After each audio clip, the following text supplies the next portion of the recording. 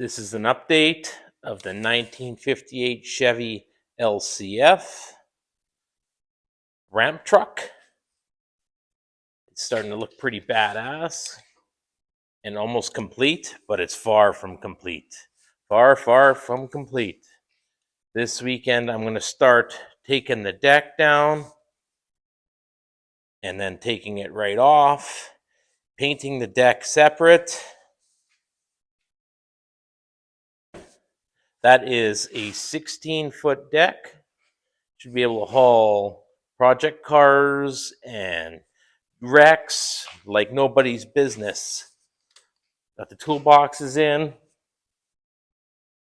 Headache rack. Oh yeah. 19.5 rims. Oh yeah, this is going to be a sweet ass ride. Oh yeah.